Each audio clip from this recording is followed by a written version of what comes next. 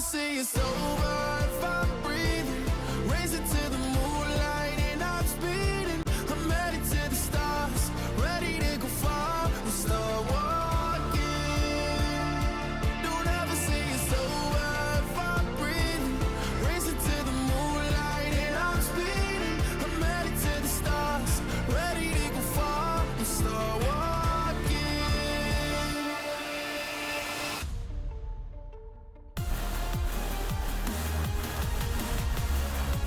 Welcome back to the 2022 World Championship, where it is time for a rematch between Evil Geniuses and Detonation FocusMe to decide who will square off against Loud in the next game. How did we get here? Bring the standings up. And Chronicle, I'm going to come to you first when we focus in on Group A right now, looking at DFM, EG, and Loud. 3-2, 3-2, 3-2.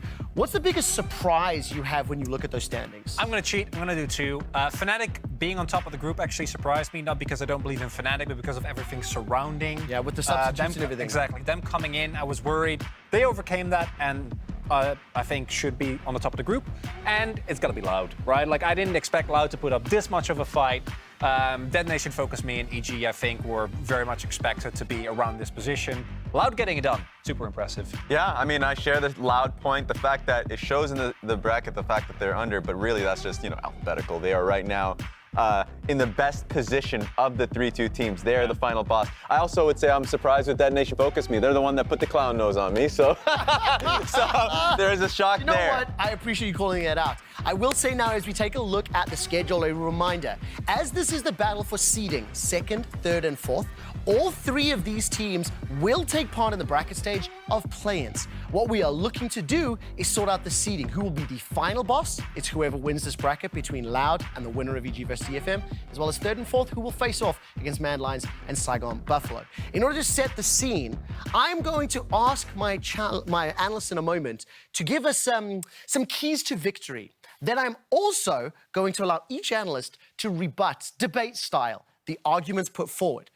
But before I do that, I need to ask you guys at home, who will win this game? I'd like you to type in chat right now, DFM or EG. Open your chat boxes, DFM or EG. We will be tracking that. And once you've heard their monologues, I'll check in with what you guys are saying at home. Gentlemen, are you ready for this one? I'm damn ready. Raz, I'm going to start with you, as we are in North America and EG lost that game earlier to bring us here. So what is Evil Genius's keys to victory? Buckle up. Because for me, the first take is going to be to put Inspired on some engage. So what is that going to look like? It's going to be a J4, you can do a Maokai, hell, a Vi. We saw his Vi performance during regular season. For me, it's a standout. He is the playmaker. He is a shot caller. Put him on something that can make fights happen easily. The other one, to me, play the solo lanes on sides and prey on Yaharong. Even when you were watching him in domestic play, I felt as though, you know, Yaharong, who's predominantly a strong, control mage player. Yeah. I felt like when he was put on sides, especially versus Sengoku Gaming, struggled a little bit when they went towards some more assassin picks that Jett could play. And I feel like that is specifically something that Evil Geniuses are really good at, playing around jojopyun, and you can play the map a lot more, better. That's where the third one comes in. Slow down the pace of the game. Be a lot more disciplined. When they took that loss, a lot of it was based off of them taking a winning fight and then inching for more. And that's where you want to stop. You don't want to see Kaori doing what he did last game and just jumping into the enemy jungle thinking he can get a kill, right? All right, let's move us along really quickly. Go next. Because Chronicler, prepare for your rebuttal. Keep it in mind. I want to hear it after this next bit. How does Detonation FocusMe win their game? So, very happily, I'm actually going to start with my third point because it ties so nicely to what Raz was saying, which is track Inspired. You got to really make sure that you know, because I think Inspired is by far, in terms of performance at the moment, the strongest part of EG. If you can keep track of him, make sure that he doesn't take over the game, then it becomes much more harder for EG to play. Secondly, I think Eddie today showed that if he gets resources, he can carry, is looking in really good form right now. And Impact, I think, has not been that great thus far. Getting counterpick for him would be big. Finally, enable Yutapon. Yutapon, in terms of team fighting, is still looking incredibly strong. Make sure that either Steel pays a lot of attention to the lane, he gets a comfortable matchup, or Harp, make sure that he actually gets the peel. I believe we have less than 90 seconds to go, and I still need to get predictions. So, Raz, you have an opportunity to rebut any one of the points just brought up by Chronicler. Just particularly the Yutapon point. In a lot of the team fights that we've seen from Detonation FocusMe, they struggle when there are multiple flanks, threats, or oftentimes they won't be on the objective first. I think that's something that they will struggle with going into this one. I feel like it's going to be hard for Yutapon to be enabled in those fights. And if I had to rebut Raz, which I assume what I'm doing here, I would personally try to keep the pace of the game high. I actually think that NA, if the pace slows down, gonna get in their own heads. They don't have the best track record when it comes to international tiebreakers. You call them chokers? I think you gotta speed it up and don't think. Quickly just go. scroll prompter down for me a second. I missed that number. It's free. I think it's free and 9. 3, in international 9, tiebreakers. in all-time international tiebreakers. Now, I want to check in at home. This might be a little bit of a one-sided post when I think I about don't want to see this. What? DFM? 52%? Yeah. I did not expect that. What time is it in Japan? Can anyone tell me that? While I get my predictions from my analysts. Well, North America's wide awake. What's happening here? That's what I'm thinking. Hey, listen, I saw some flame from Mark Z on my Toyota sales pitch. That's going to be problematic. I'm going to come to you, Chronicle, now. Who will win this game? DFM, record for North American tiebreakers is horrible, and they already won today. I can tell you, by the way, it is 11 a.m. in Japan right now. Thank you so much. They are wide awake. Both regions wide awake. Is EG going to do it? Where's your prediction? They will do it. Evil Geniuses will take this win. All right, now I want to find out, are we ready for picks and bets? Yes, we are. Ladies, gentlemen, and everybody else, welcome to bonus content at Play-Ins. Freak, Jat, take it away. They all need cloud noses. Thank you very much. Welcome back for our last 2 games. Today, we figure out who is going to be getting 2nd, 3rd, and 4th in Group A. And as we head into Champ Select, check out DFM's pick, New Genesis by Otto, as the song that represents their play style on the official LoL playlist on Spotify. You also check out all the other teams, so you can have that one going on. I have a fun Did You Know? Jat, did you know that Japan is both farther north, south, east, and west of Korea? What? Yep. Oh, because it's so long. Yeah. Okay. There's so many islands. Cool. Yeah. Yeah. Just FYI. I learned that one a week ago on Reddit. And I wanted Also, to share. California's really big. California's really big. But this is everything. Yes, it is. Yeah. Finishing in 3rd or 4th doesn't matter as much, but not finishing 2nd is the most important thing, knowing that RNG is sitting there as the number 2 seed. So there is a theoretical world, actually, where, like, the winner of this just loses to Loud anyway, and then these 2 teams would actually play another best of 5 tomorrow. That's the way this is set up. But the real goal for these teams is to win 2 in a row, because the 2nd seed is everything. If you win 2 in a row, you dodge RNG as your final boss. Correct. If you can't do that, you are going to be facing RNG as your final boss in the best of 5. That is your only route through to the group stage. That is what matters. Fun sets coming through as Maokai, Mumu, Yuumi banned on the one side, Azir, Kai'Sa, and Sylas banned on the other.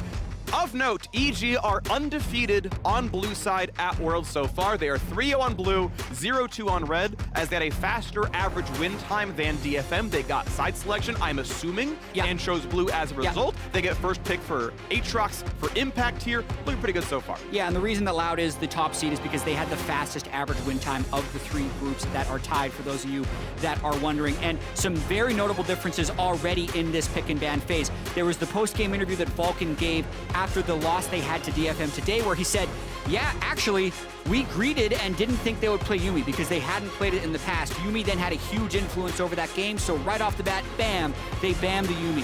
Also, Vulcan mentioned Impact had a really good game on the Aatrox, but they couldn't support him in carrying it, and that's what they lock in right away. I wouldn't be too surprised if the 3rd pick from DFM is the Gnar once again, because Evie had such a strong carry performance in team fights with it, and it would probably be banned by EG on the 4-5 if not taken right now. But what about playing Teemo? Well, all right, what if you just pull an ADD? The other thing is, Sett support is a very aggressive bot lane pick. Kai'Sa Sett, super strong level 1 and level 2 against Aphelios Thresh. Once EG locks in the support, there's a huge amount of pressure to try and match that role so you don't get things banned out straight off the bat. But that bottom lane is actually going to be decided pretty early. Kai'Sa Sett's going to have to all in a lot.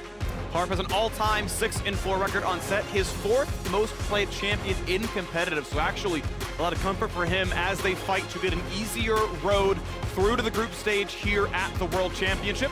We move on to the 2nd round of bans, seeing that EG have not locked in a jungler yet. Lee Sin going to be banned out as well.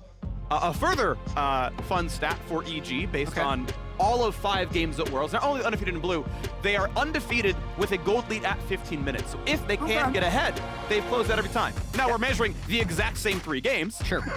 But it at least has been true. Yeah, that's actually very similar to EG in the summer split of LCS, even though they had Danny for the vast majority of the year. Remember, they are playing with Kaori, who they only played with in the finals weekend, actually, and then all the way to Worlds, so still definitely trying to gel together. But EG was actually never a dominant early game team, even when they went 15-3, but they had historically the best difference between 15 minutes and the end of the game compared to how average their early game was of any team in NA history. I know I kind of butchered that stat because it's hard to explain. They're very good mid to late game. They've not been good early. That's it. Yep. To historic levels. Indeed. And we'll see if they can make this one happen here as well. Obviously trying to get revenge on DFM, who had beaten them recently. This could have been the EG Fnatic tiebreaker first if EG had beat DFM earlier today, but instead we find them in the battle to fight for second, third, and fourth. The Gnar that you mentioned is going to be up, as instead the bans went toward the mid lane. And that is what EG wanted to get rid of, was options away from Yaharong. Yeah, that's a bold choice, Cotton. We'll see how it plays out for him. Just giving him Gnar once again. No Yuumi to empower him, and also somehow Akali is here. So that's also a bold choice. Silas banned right away, but Akali for JoJo is also incredible, even if they are blind picking it here. I think it's good. I think it's good. Obviously, jungle would be available. And obviously, it's blue team. They have to go on both no matter what and decide, yeah, Akali, we don't think you got the answers. Obviously, the Ahri ban, the LeBlanc ban, I think they're getting rid of things that would be good there. Skarner, of course, could be an option. I believe we have seen him play it earlier. Not this split, though, to be fair. I think that was the Danish jungler on Team Liquid, Santorin, who had played it earlier on. But Trundle, the hover now, I think, reasonable against as many walking beefy champions. Actually can do quite well into Gnar. Gnar often needs to hop get away from Aatrox ganks, and then you just kill her afterwards. That's flash down, so decent interactions there. You can slow up Hecarim. You can kind of just keep Sett from doing anything. There's some decent interactions and enough good ult targets. Yeah, I think it's specifically best against Sett. Sett's engage is often flying into the enemy team. You then pillar the rest of them, ult the Sett, oftentimes taking an aftershock, or even if he doesn't, he's just even more squishy, and then you blow him up. But you can see right now, DFM heavily a dive comp. Sett, Hecarim, Gnar, and Vex can all proc a plasma stack for Kai'Sa to fly in for an assassination. So Vulcan is going to have his hands full trying to keep Kaori's Aphelios alive, and I think that's going to be the general theme of this game. DFM trying to kill Aphelios and seeing if it works. Now, Vex the counterpick to Akali. Of course, naturally good against dashes, try to get the passive, get the fear, interrupt him mid-ult, things like that. Definitely favored, especially in the early game, if the Yutapon can stay alive. Akali does scale incredibly well, but we should expect Yaharong to have some priority here in this lane. Should be favored if all plays out well. And maybe part of why they let Akali up, he's like, you didn't get rid of Vex, okay, we're happy. But the comps are locked in. Kaori back again onto Aphelios, his all-time most played champion, of course, a good late game carry. And certainly EG's scaling is there. Yeah, and the Aphelios Thresh lane is a bit of a throwback. Thresh has been basically vacant from the meta, but from playoffs patch to now, I think close to 100 damage at rank, or sorry, close to like 40 or 50 damage at rank 1 for his basic abilities has been added. Death Sentence and Flay have both been buffed at level 1, so the all-in for Thresh is going to be a lot higher, which can help him be that lane dominant support. Indeed, the rank up on Flay has gotten really good. As far as Flay is concerned, maxing shield and or Flay for a second seems to be his best road about it. We'll see if that's what we want to go for onto Vulcan. But it's not exactly do or die, but if you lose here, your road to Worlds must go through the MSI Champions Royal Never Give Up. They are waiting for you if you can squeak through the best of 5 tomorrow. And so every team wants to win now and then win in 1 hour's time against Loud to secure the second spot in Group A. It is a pretty crucial set of games here for both EG and DFM. Yeah, very high pressure play-ins, a very punishing, difficult qualification stage to group stage. And if nothing happens in the early game, I have a bit of a rant. Great. Just a small rant on the way some fans perceive major regions versus non-major regions in play-ins, because historically it is very close, and actually to me, EG losing the group stage to DFM or even losing this game would not be a shock. So literally last year, DFM won their play-in Group B over Cloud9, 3-1. They lost the group stage game to them, but won the tiebreaker against them. Yeah. Cloud9 then went on to still qualify and actually make it to quarterfinals, despite what happened in play-in. So DFM beat a quarterfinal team in play-in. But as Yaharong thinks about going for this buff, they just get a word on Raptors. It's not like 2021 was an outlier of major regions having slip-ups or struggles in play-in. 2020, Mad Lions, a European major region, went 1-3 in groups and then got eliminated. But here's Sett. But he's already... But here's Inspired. They know It's a about bait. the plan! I can't believe it! Was this researcher what? Because he's got Pillar, and Harp doesn't have Flash. They gotta have this kill, and it's first blood already for EG. Absolutely mind-reading by EG in the level 1. All right, I'm pausing my story to talk about this because this is knowing the matchup, and it is a little bit of a bluff. But so either way, this is good for EG's bottom lane because if Sett, Kai'Sa do not all in at level 1, they are stuck under their turret until at least level 3. That's just how the matchup goes. Thresh is ranged, Aphelios has more range than Kai'Sa's. They push the wave, they harass them out. So what Sett does is he E's level 1, and if he can flash stun, they can actually kill you at level 1. So they wait in the bush, EG pretends they're not reading it, but Inspired is there the whole time. But it is fairly predictable just based on knowing the matchup. So I love that play by EG to pull that off and get first blood. All right, well, sad is, though, Inspired is down a jungle camp, chat, and Steel going through a ward. Kaori. Have they skilled Lantern? Do they I don't need to? think so. That's fine. I think it's QE. No, it is. Actually, it is WE. So yeah, Vulcan does have Lantern. Thank you, Observer. I'm not logged into the game, so I couldn't check. But Jat is. I could have just cheated over on his side. But yeah, WE start for Vulcan. So hook at 3 will be his option. So yeah, it was always safe. Of course, Flash is also up for both. Evie pushed back, lands Q2. Nice by Impact. No way to get Q3, so walks back. Yeah, EG bot lane didn't even need to burn Flash to get that kill. So they are really going to be set up for dominance in that bottom lane. Also, Inspired didn't get counter jungled either. So really just an incredible start for him.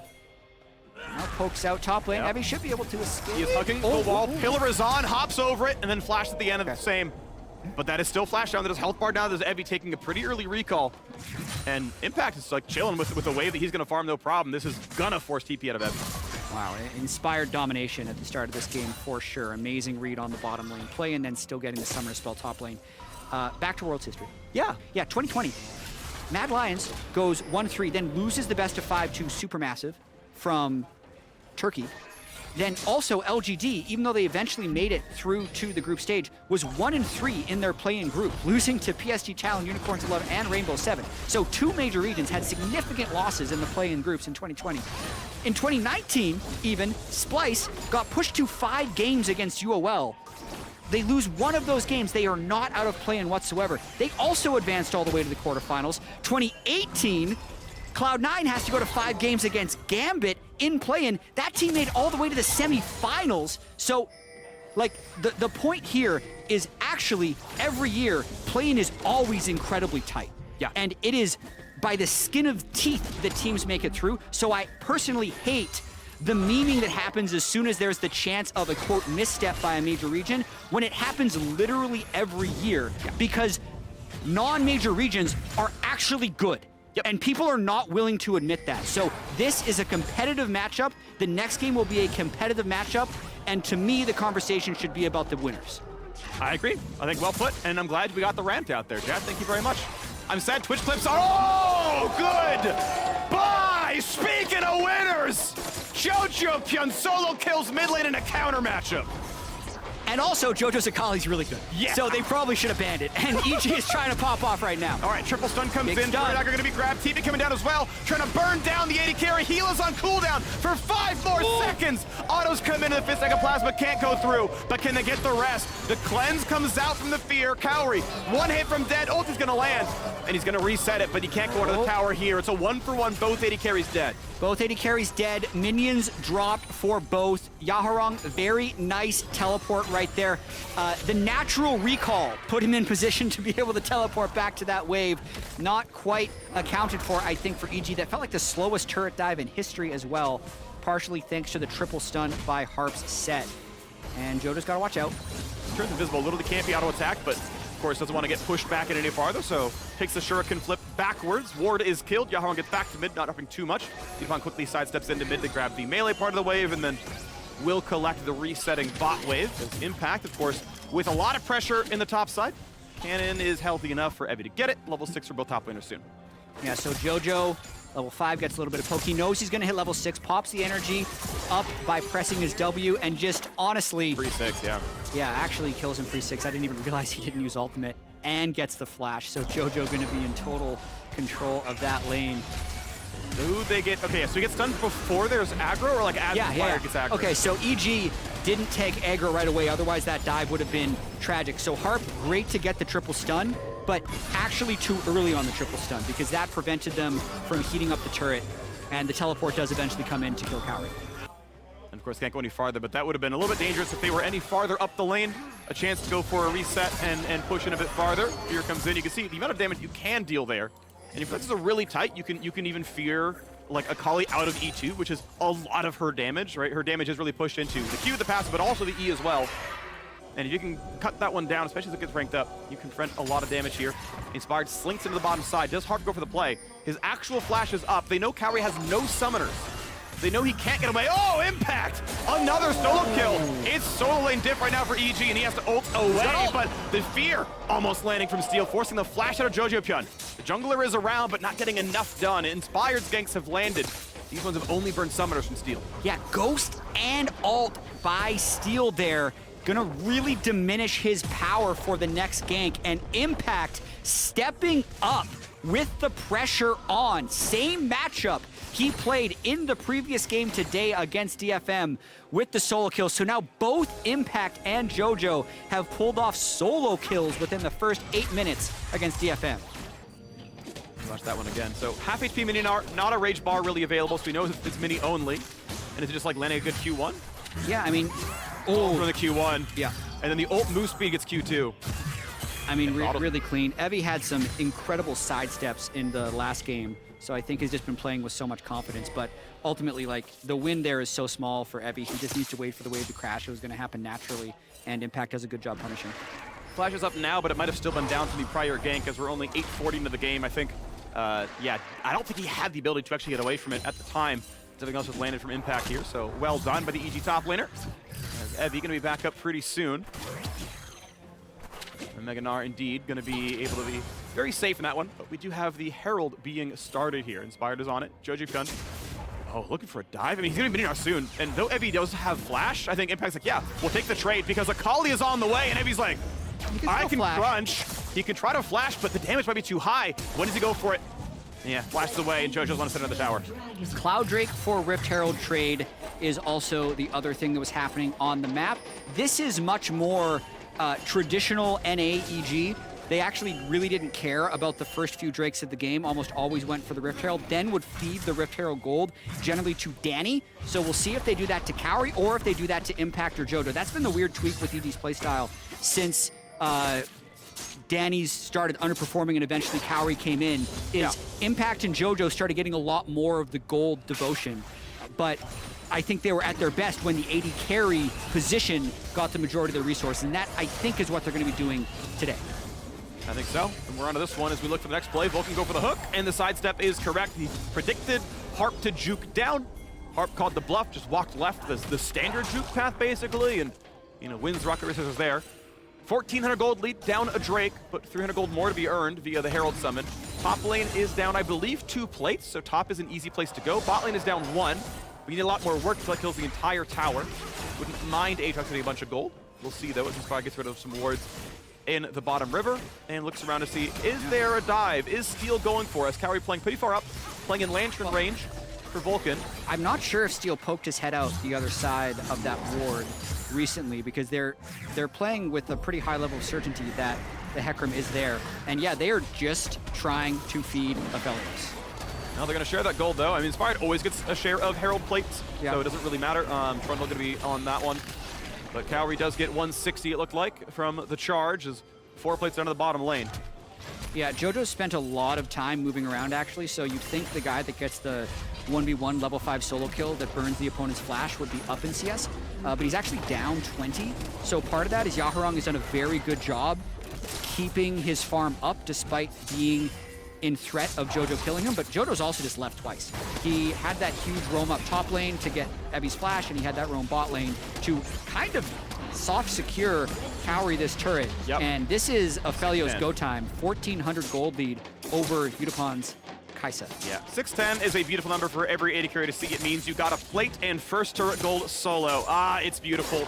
And you just saw Vulcan playing in lantern range the whole time. If there's a weird play, we're in there for it.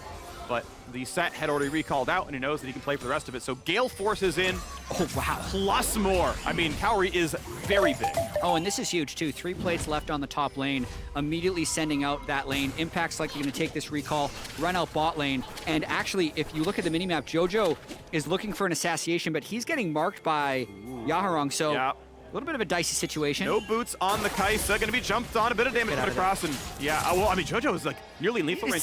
Thinking about killing him. Weirdly, yeah, I mean, Yaharong would kill him, but playing the top side now, Kaori, out of almost all his summoners. He has a flash, he burns it. A bit of a flay. And here comes the fear of the tower. Gonna land, and Steel's gonna kill him. But a flash pillar into the flight puts him back. A 1-for-1, but that is no gold to Aphelios.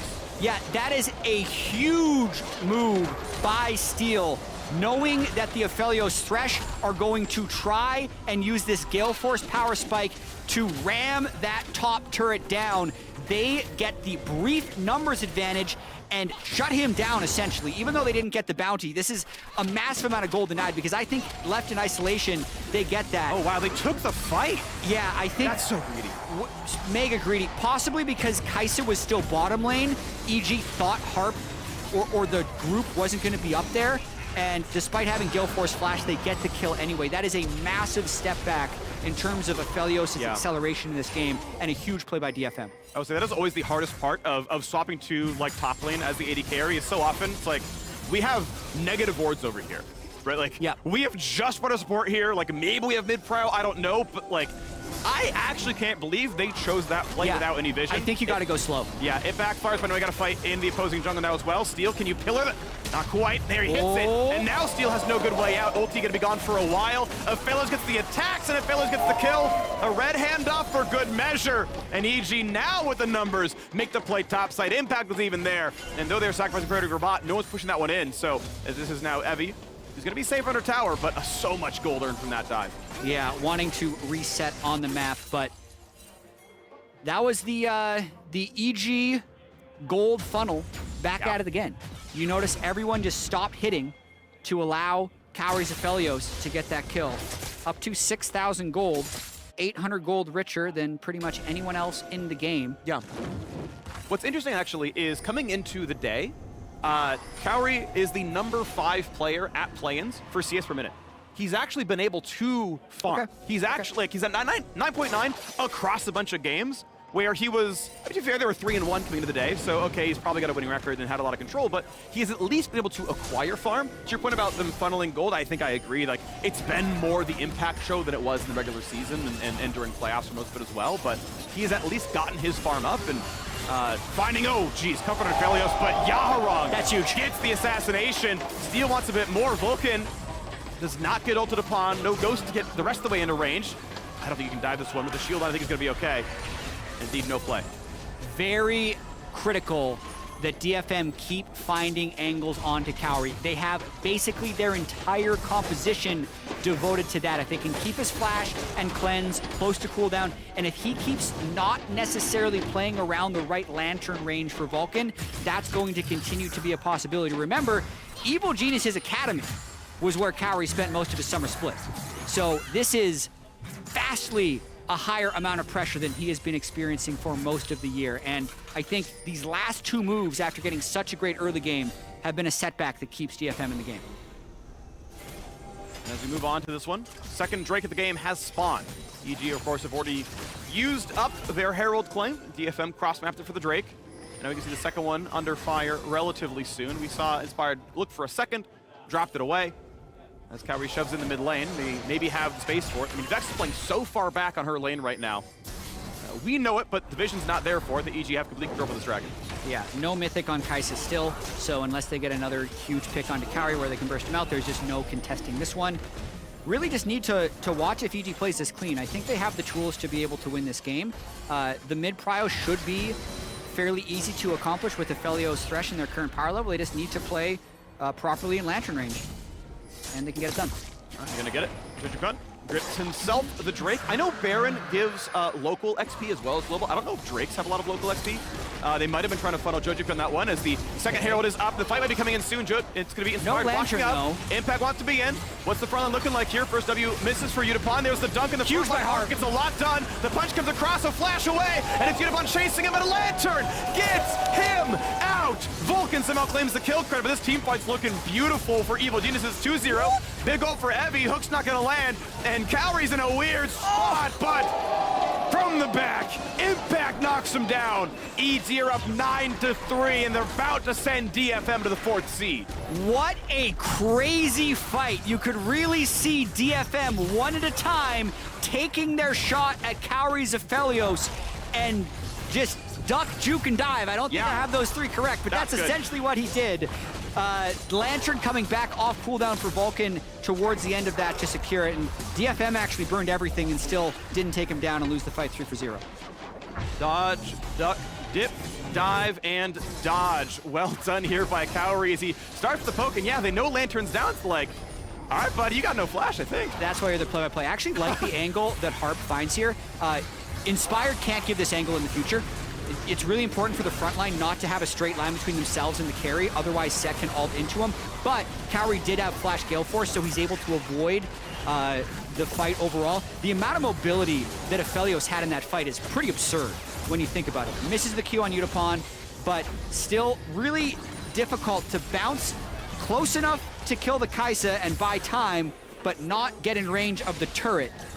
Yeah. And gets it done. It's huge, though, that Yutapon doesn't have Mythic there. He went for the Serrated Dirk for laning power, but it delays his Mythic and doesn't have the damage to win the fight. Yeah, it's weird. It like delays your Mythic, but it also lets you get the Q evolve. Because you're like waiting. Which he used on the minions. Right. Yeah, and could have done more damage theoretically, but like, oh, it's so rough. And like, yeah, it is what it is. He is now here with Kraken Slayer. This is more of the frontline fighting version. I mean, you're going through a Trundle and a Thresh. I get it. I have to imagine it's Lantern Max for Vulcan. Those Lanterns are coming up so quickly that I imagine it's W Max for him. You were correct, sir. So yeah, 11.4 second cooldown currently. Definitely solid stuff there. So expect that he's going to be playing as a defensive option. Is the reason his AD carry live. But now, jojopyun, ult E, gets a lot of distance, goes back in for more. Voice of Fear buys a bit of time because now Impact has arrived. Knockup's going to land. They can't quite kill Steel. And Evie now back to Gnar, but Inspired with the pillar. He can't dive that tower yet. Yeah, definitely trying to send in a lot of backup. That's an overall good play for DFM because they get mid pressure. Kaori and Vulcan were thinking about moving up, but that's a pick. Big hook, and it's a flashless Sett with no more escape tools. When does Pillar come up is the question, because that would lock him down. The auto's going to be good enough as well. There it is. Oh, they got Aatrox. He can walk around. Wow, a pick off onto Impact. Definitely impressive. His flash is up, too, so whatever it was, well done. Well done by DFM. It's a 1-for-1, but a better kill, to be honest. Yeah, and it looked like Jojo also burned his teleport trying to find Yutapon's Kai'Sa. Couldn't quite get it. This Rift Herald, though, will likely be another turret fed over to the Aphelios. Yes, sir. Yep, 4-3-4 onto Collector's second item. That is going to be more of a like short-term power spike, but long-term going to suck a little bit up against someone like an armor stacking Gnar or Hecarim. But if you're going for power now to push your lead, it's certainly solid. Serrated Dirk is such a good item to rush that might as well complete it at a certain point in time. Just will hurt his late-game team fighting. jojopyun gets rid of the wave in the top side and keeps on going. I'm a fan of the Collector Aphelios build in general, because you can build your own lethality, so you get really good damage on squishies. But the side lane picks seem to be the name of the game. Somehow sidesteps the ult. That's such a big deal for Fear, but he's still inside his shroud. Once again, ult into E to get back, and there's nothing left. Oh, he wants to go in for steal. Jojo! Just straight kills him 1v2. Pulled back in and taken down. Montage play, yes. Yes. Gold positive? No. No. Because he didn't get assist gold, and the other team did. Still, that's the type of confidence you like to see from Jojo in this moment. He still gets more gold for himself, and in his mind, that is worth it because he will carry the game with gold. So I love that play out of Jojo. That was fun. 3,000 gold difference remains, though, and we have seen comebacks from this amount before, even just today, even just in this group, I'm pretty sure. EG. Wait now for the next Drake to spawn. They did claim the second Drake. We are moving toward Ocean Soul, and the next one spawns in 20 seconds. jojopyun will be alive. He will beeline out of base. But if you are instantly fighting for Drake, he's not there in time, and his ulti pretty tight from coming back from cooldown as well. Yeah, looking at the minimap though, Steel's Hecarim running out the top side of the map. Doesn't look like they'll contest that. Watching this one more time, yeah. I mean, Impact just wants to clear one more wave before recalling. DFM doesn't recall. I think Impact thought they were going to be on a reset, and it's an easy kill. Picked up for Yaharong. That's when they picked off Harp, and then, yeah, the Akali who had TP'd into mid nearly catches out the Kai'Sa, but doesn't land any spells in time. Yeah, top left of your screen, you can see top turret traded for the Drake. I think that is a good macro play by DFM, and Vex is getting really strong. So the interesting thing for me about Vex in teamfights is it's like, feels very all or nothing. You throw your ultimate out, if it lands and you get a big fear, it feels like you kill every squishy. If you miss it, I feel like you're a ward. Like, yeah, it just doesn't seem to have the impact, and that one missed. Yeah, it did. That's going to be on cooldown. But to be fair, there's nothing to play for a while. Baron is a very unlikely situation, so I really don't mind those long cooldown stabs. If it lands, it's great, especially if somehow Vulcan's not there. If it doesn't, Drake's at 4.5 minutes, so whatever. I think it's a fine risk to take. Yeah, because it can, like, win the game. Yeah, it can. Oh, yeah. Especially when he has this level of gold this early. And I think if Yutapon had more money himself, like if he was, 2-0 or something instead of, 0-2. Right. And he was, okay, yeah, he goes collector himself, actually. Then you can at least play back on my ult miss, but like, I'll just fear jojopyun and peel the Kai'Sa, and she'll kill him. I'll apply a plasma stack for it. Like, at least there is a fallback because he is in a spot he's supposed to be where he's stopping dashes. Yeah. But I agree with your point that the top end is really high. It is, and you know what I just thought about the Aphelios build? I no longer like it. Okay. But we'll get to that in a second because they're going for steal. Yep. Damage of the steal. Going to be slowed up. Wants to hit the ulti. Has to burn it in the same. Jojo wants to dive. Ults backward to the lantern. And guess what? Impact is going to do a bit more. Ulti's going to land at a Yaharong. The shot comes in. It crits for 500 and the shutdown. Revenge in the mid laner. And Harp gets one back. They do kill jojopyun. But 2 for 1 means a tower dive might just be possible. Tower first. Yutapon comes in to try to save the play, but he doesn't have the damage. 2 items is not enough to kill these frontliners. Evie running for his life, but Inspired would still like it. The ulti is on, but he doesn't like the play just yet. Double kill comes through for Kaori. Still has the summoners. Pillar is in, kites away, and it's a triple kill for the Aphelios right at Baron's doorstep. EG are here to seal the deal. And Jojo and Impact pop off in that fight. Jojo pulls off the kill early. Impact does 80% of Yaharong's health with the first pick, Aatrox. The goal lead is 5K, and they're going to be picking up Baron. That is absolutely massive. The Baron going to be claimed, smite not needed. A Ward of the Wall sees that indeed no one's going to try to hit this, and that is absolutely huge. A 24-minute Baron. It'll overlap with the Drake spawn, and a 6,000 gold lead for the LCS 3rd seed. This is the type of game they need to lead off with if they're looking to win 2 games and get that 2nd seed. But Vulcan lands the original hook, and then, like, watch this. The teleport's coming in, so Jojo knows he doesn't have long. Lantern already thrown. He planned all this out. He's going to get far enough away from Steel that he can ult back to the Lantern, and then Impact comes back to intercept Yaharong and Evie. Ult over the wall from Kaori, gets the last hit. Just a beautiful fight. No angles for Sett to ult in on. Yes, he does kill Jojo, but it's not like he's landing this Giga Sett ultimate where you're taking a tank into a team. That's what he needs to be able to pull off if he wants to win this fight. They focused the turret. Like, honestly, it felt like everything went right for EG in that one. And now look a bit more. jojopyun. Oh, that was really nice. Pulls him back. That was straight up just reflex from Harp. Landing the face breaker, pulling him out of E. That was gorgeous. And it means the kill coming through to the AD carry. 2 items here on the Kai'Sa. Still needs to scale up for a bit more. Mid lane cleared out. EG Red Bull Baron power play actually now down below the value of Baron itself. Trying to death brush around here is Impact making relatively quick work of the top lane turret. Kaori to here. Kill it much, much faster. Infinity Edge in, now on the way to Lord Dominic's. This is a very rich Aphelios. Oh yeah, he is giga fed. I will say DFM keeping themselves in this game with side lane picks. That's about 3 that they've successfully been able to pull off. And it also stopped EG from picking up that mid turret. Evie comes in with Gnar, stops it. Now if he can somehow make a great escape. Hops around. Yeah, Raptors cover it.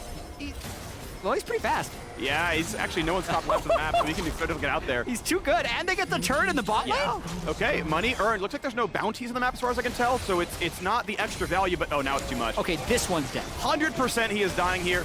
Gets himself a wave. and then we can wave goodbye. Kaori, godlike now, 7 kills in a row. It was 2, 3, and 4, or some other number of assists, but 2, 3, and something, and now 9 and 3. Yeah, 13,500 gold, Infinity Edge completed, and now the mid-turret finally falls. So Baron power play nets out, still below your expected value, but 1,600 gold is not going to be something EG turns down really quick. With the way this composition from DFM is structured, of everyone trying to dive Kaori's Kai'Sa, I understand going Collector when you're ahead early, but the safer play would definitely be the Bloodthirster, because you have a lot of gold, you're still going to be ahead of the Kai'Sa, and if you get that Bloodthirster shield, you're going to be harder to burst out. So if he mispositions and falls, keep that in mind. He went for the aggressive play. If he plays on the margins and pentakills everyone, you also have to call that out for the more aggressive play, but it is the riskier variant of the build here. It is. It's riskier variant. It is, of course, 400 gold cheaper. It does push it forward, but as you mentioned, yeah, the safety, certainly a relevant concern here. So far, it's going to be okay for Evil Geniuses. Gold lead nearly 8,000. Baron buff ends. The 4th pick of the game, EG's 3rd, has spawned and is going to be claimed with no contest here as Impact makes his way safe to the top of the map. I believe he poached the Krugs, still gets out. Equal CS between the 2 top laners there as we are on our way towards either a Hullbreaker or a Sterix Gauge, I think an underrated item on Impact's inventory. We'll see. Hullbreaker, I think, probably is what he's going to go for. And the turret does fall. Objective bounties are on. The slow one getting pretty solid, but not enough follow-up yet. Yeah, a lot of objective bounties picked up recently by DFM. They're going to try and get Harp's flash, I would think. Boy, they go in for the play. They dunk him away. A stopwatch to buy some time. But can jojopyun live is a question. He's got the shroud. Evie in the front line just dies. Kaori gets the kill credit, and he knocks down another. He's real strong. Get rid of the AD carry. Ult's back in. A double kill. The montage play ends with him dead. But the rest of DFM fall. Evil Geniuses will find their 4th win here at the play-in group stage. Scaling throughout the tournament. 11 kills now for Kaori. The Academy call-up, who got to play exactly 1 match with EG before heading to Worlds, and is getting better and better with this team. A 28-minute victory. And soon to follow, a fight with Loud for the 2nd seed. 16,000 gold earned, and EG getting as much stage experience as possible. Yeah. One would say, taking down DFM in the rematch with them today. So now, the situation we have, EG wins. They will move on to play Loud in the next game. Loud will have side selection, though, which is very important, knowing EG is now 4-2, with the 4 wins being on blue side and the 2 losses being on red side. They will likely have to win their first red side game against Loud to get the 2nd seed. And it means they've got to get ready to get back on that stage and make it happen. Loud gets to make their decision of what they want to do with that one. Yeah, again, as the final boss of this little mini tiebreaker bracket, they get the choice. We'll see what it turns into. I am happy to see EG step up. Maybe a little biased. LCS caster here. Same for you, but it means DFM aren't dead. We're gonna start with them because we'll talk about EG more a bit later. DFM are the number 4 team. They will face the loser of EG Loud in a best of 5. That'll be tomorrow. If they win that best of 5, they then play RNG the next day. Is that a tough road? Of course it is. Yeah. But we're gonna see them tomorrow in a best of 5, and we'll see how hard they can step up. Yeah, nobody wants to play RNG in a best of 5. I think even like group stage teams, like pretty much anyone, they are the MSI champions. But I will say, in terms of looking ahead to next game, EG played, to me, more around bot lane than they have since Danny was Prime Danny midway through the summer split. And I think that type of play style suits them if they can consider that moving into the next one. Like, they've tried a lot of different stuff playing with the new player, and this was one of the better games in terms of how they looked. Look pretty good so far. So EG, we'll see what they can do with it in the next game. With that win, EG will have a date with Loud in our last tiebreaker and our last game of the day. And for more on that win, let's head over to the State Farm Analyst Desk. Welcome back to the Analyst Desk. Just before we went into that game, Chronicler, can you remind me, what was North America's win-loss in tiebreakers? 3-9. Raz, what are they now, my friend? 4-9. There we go. There we go. We're picking it up, guys. We're picking up the slack, and I love to see it. And it's just, for me, started in the draft. You take a look at it for me. I loved seeing the Aatrox first pick, and then you get to see the Akali from JoJo. So you get to see them play towards side lane, play towards JoJo more aggressively. The Thresh came out. And there are 2 things that I love about the Thresh. Not only is it a good way to get out of jail free if there's a situation that's happening that you're not fond of, or you play towards side lanes and help in that aspect, or Trundle pillar, comboed with the Thresh hook, so they are forced to flash in those situations. It was an old combo. It's back. Strong draft from Evil Genius. It was an exciting game to watch, especially if you're an LCS fan and a JoJo fan. But I think something that definitely popped off right at the beginning, Inspired really played well, Chronicler. I loved Inspired's play. When we went into the pre-match, we're like, Inspired probably is going to be a big key to how this matchup plays out. Reads the map, or reads the lane, rather, incredibly well. Is there exactly when he needs to be. Also not shown, I think, before this has happened, has also forced a flash on top with a really good gank on Abby, taking him down, and finds his way back again, gets the bot side kill, and he sets up the rest of the team so incredibly well. And I think DFM have a draft where if you can get to actual team fights relatively unscathed, you might have a shot. Never even got close. The point that you made prior to this game of enabling Yutapon, I felt like was a strong one. Evil Geniuses felt that was a strong point as well. But one thing I will say is, well, that first replay that we brought up was one of the keys to victory for both of you. Enable Inspired, shut down Inspired. DFM didn't manage to do so. The other reason they didn't, Jojo just played out of his mind. He was mental this game. That's what out of his mind means. There are more ways to say it, all right? Here we go. Pull out the thesaurus, find a new way of saying that he was crazy, all right? That being said, yes, the team fights for him was great. I actually just love the lantern there to be able to catch the Aphelios out just because, hey, Yutapon was trying to find a way into this fight. He was trying to find a way in, ultis in to get an assassination and gets pulled out and just is now face-to-face with the Aatrox. The solo kill on top of that, I'm sure we'll get a look at it later on, but I felt like it really started there. And so all in all, when Evil Geniuses got their advantage, they rotated the sides and forced DFM to really track them. I mean, such a fantastic game. Chronicler, when you're watching these highlight reels from the bananas, the bonkers, the crazy, the insane. Jojo, what did you make of that? I love Jojo, man. Like, I don't even think for a couple of the plays in the game, didn't have to make them. But as someone who has, of course, I've been an LCK fanboy for years, I don't always really identify with the LCS. I can't always find something interesting to watch. And let me Hold on a minute. finish my sentence. Choose your words wisely. I know I'm in the LCS studio. What I'm saying, though, as the eagle comes up, Jojo number one, the 18-year-old homegrown superstar. Yes, well, it's regardless of how you feel see this play, notebook? You see this diamond? guy is exciting, and I think it's a wonderful job. Yeah, that's way harder than necessary. That's how Detonation FocusMe felt. Gentlemen, while we still are very excited for Evil Geniuses to pick up that win, they still have one more game to go. Before we get to that, I have another replay. Chronicler, lead me through some of these mid-game team fights that we're watching. I need a moment to recover a little bit because Raz, I thought we were building up a little bit of a rapport here. We can bring those replays up, production, and then Chronicler will take us through. I'll be ready when we get to them. What I want to highlight is what I pointed out earlier, where if you have an actual 5v5, these drafts from DFM, I think, have a lot of opportunity. I want to highlight Vulcan. I think that Vulcan has done an incredible job for the entirety of this game of keeping Kaori safe, because as much as I like the play from EG, I think we still see a lot of the weaknesses that they've run into in this game, even as they're winning, even as they're very clearly the stronger team.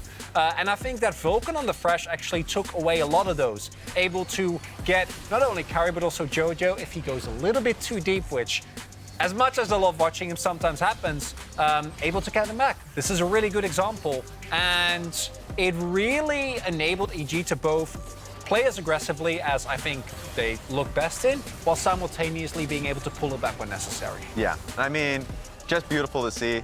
Even though we saw this earlier, just being able to take a look at it again, and it was just gruesome. The last fight that we saw, just no angle for Yutapon to really play. And then you take a look at this one, trapped under turret, and you're just trying to find a way out if you're heavy. It's I would say, the best performance we've seen from Evil Geniuses in a very long time, and it's nice to see that they really hunkered down, played a disciplined game, and really built on that gold lead. Now, of course, this does mean that DetonatioN FocusMe will take the 4th seed in the group. Once we get back from the other side of the break, we will obviously explain to you what that means in terms of the bracket. Before that, though, I just have one thing to say to, 48% of all of the Twitter users? That's right. Oh, yeah. Look at that, Evil Geniuses. Look at that Eagle. Look at Jojo. 48% of you We're wrong. So was Chronicler. We're heading to a Don't break. hide. When we come back, it's Brazil versus North America to decide the second seeding Group A. He's going to dodge RNG. Don't go anywhere. You can't hide from your prediction. The punch comes across, a flash away, and it's Yutapon chasing him, and a lantern gets him out. I'm looking Hecarim. Yeah, I kill Hecarim. Lantern. I ult the Vex. Can you go to Lantern, Jojo? Vex is very squishy. Vex is Wait. very Side's behind. Go forward, go forward. Evie in the front line just dies. Kaori gets the kill credit, and he knocks down another. He's With the real Skull strong. Later. Get rid of the AD carry. Ult's back in, a double kill. The monster